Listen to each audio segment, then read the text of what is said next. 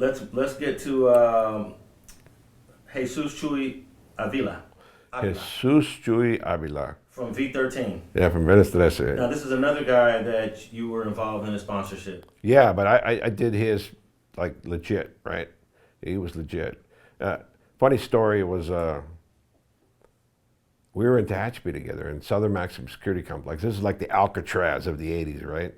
They used to wear around little headsets, the staff, and it was like the most secure shoe. It was created, New Folsom and Tehachapi shoe were created when they shut down Old Folsom. So we're there, and Chewy's my neighbor, right? He's upstairs from me, directly connected to my van. So I talk to him all the time, and we got to know him pretty well, right? He would make wine, and we get drunk, and he's just a good dude. And he had this a dicho, right? That's like a saying, right? And we tell him, hey man, doing that yard's got to go, and he would say, I take care of it, because he couldn't pronounce I'll take care of it. He said, I take care of it. So he'd say that, right? I take care of it, and it just endeared me to him, right? So years down the line, I see him again in Tehachapi when I come back from my murders, and he's there. And he's weathered the storm, he's done the politics, and he's just a camarada still. And I tell him, I said, I want to sponsor you. And I ask him if he wants to get in. He says, yeah. So I run the vote there. I think there's 4 of us there. We run the vote, and he's made. And we send wire up to Pelican Bay, and it's good. So what did you see in him the second time around that made you decide to, bring him in? I think from my position, I'm walling myself politically. I was walling myself politically, and I understood that. But I also saw that he weathered the storms, because not many camaradas could weather a decade of storms like that. It's not an easy life, especially for a camarada with all the politics flying, and people getting killed at this time, right? But politics are thick in the organization, and it's just a smart move to make a couple guys, right? But one thing I learned about making guys, they're not going to be the same guy that you make. They're going to change automatically, and their political alliances change as well.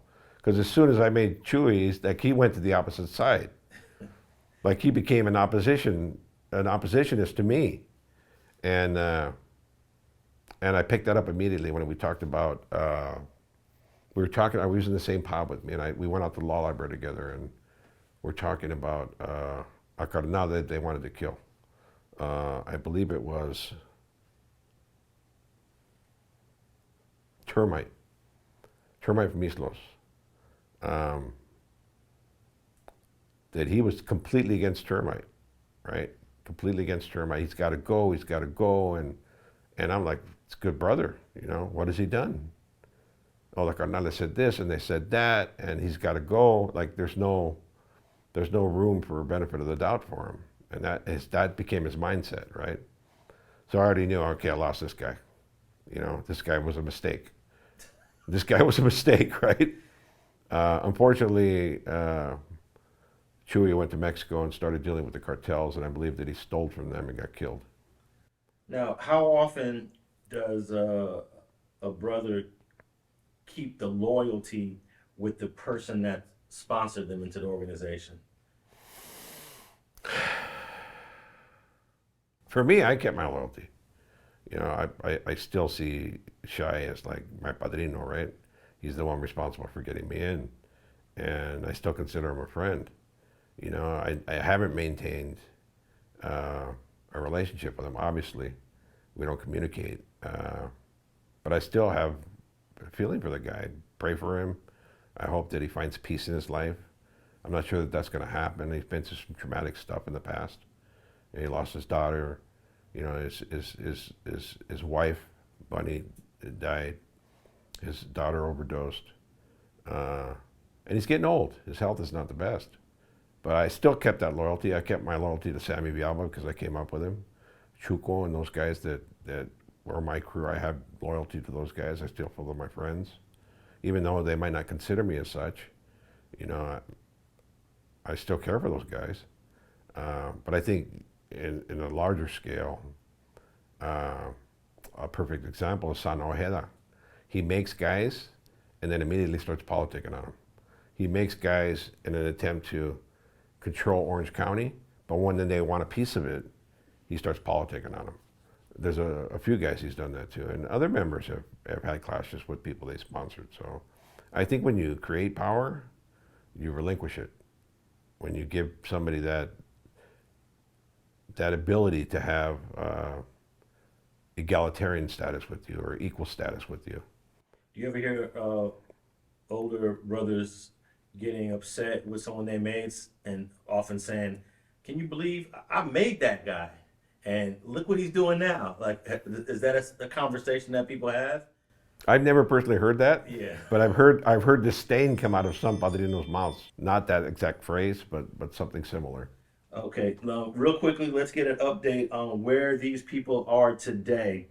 I know the answer to this, but I'm gonna let you answer. What happened to Negro Villalba? Negro Villalba was killed in 2019 by Sureños on the railroad tracks in Long Beach, California, and that case is being adjudicated now, so I can't speak on it too much. Okay, where is Jaco Padilla? They had a rumor out that he was deceased, but that's proven to be false. Deadeye Castro, unfortunately, he met his fate. He met his fate in a street in East Los Angeles and shot multiple times by a guy who was riding with on a bike was riding with him, and then a car pulled up. As soon as the car pulled up, the guy on the bike peeled away, and he was shot multiple times and killed. Okay, and that guy got arrested, right? Just recently. Yeah. And where's Lil Mo Ruiz at today? Little Mo Ruiz was stabbed in Pelican Bay State Prison. He has a little landscaping business. Returns to jail every once in a while. I still think he has a substance abuse problem. I hope he's doing well. He got a life sentence, obviously. No, he's out now. Oh, he's out. He's out. He returns to jail on violation. Okay. And lastly, I think you briefly mentioned it. Chewy Aila went to Mexico, and what happened to him down there? Met his fate there. He took a dirt nap. He got killed by the cartels, and obviously all the people that I mentioned, they're gone. Yeah.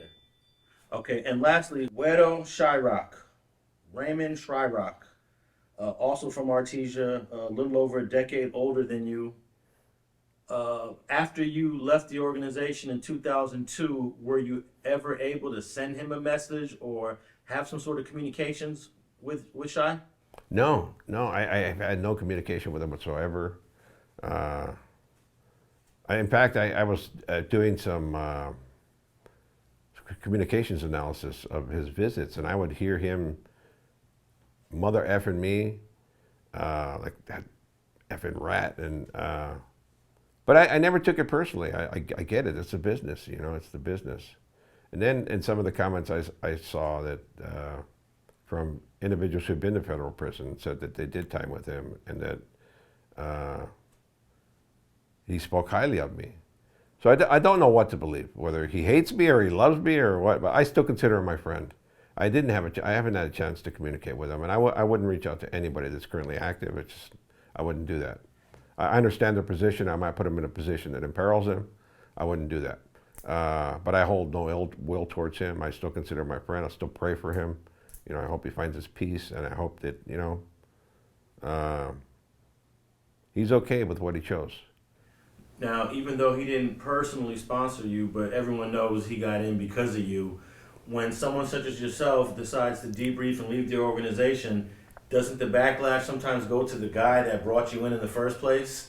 No, I mean, consider all the guys that have flipped in the organization. Like half the organization has flipped. Half the guys have made they flip, right? At least 50 people? Yeah, Or more? at least. Over the last 30 years? Yeah, at least 50 people have flipped. And that means you got to kill 50 carnales.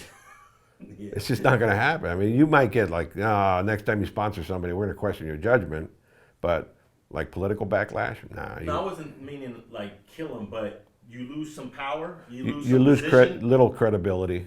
Like, you know. But you got to look at it this way. If you're basing your judgment on man, right? On another human being. And human beings are fallible.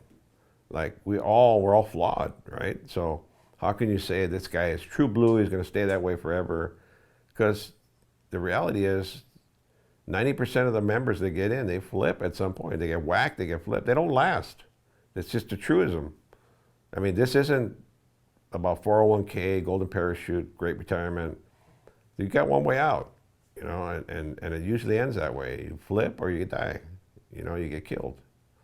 And unfortunately, that's reflected on all the sponsors. Yeah, actually, if you think of all the ones that make it to their old age and die active, that number is really small. I guess Sana was one of them, right? Sana Ojeda, what a buff. Rube just got paroled. He's dying at home.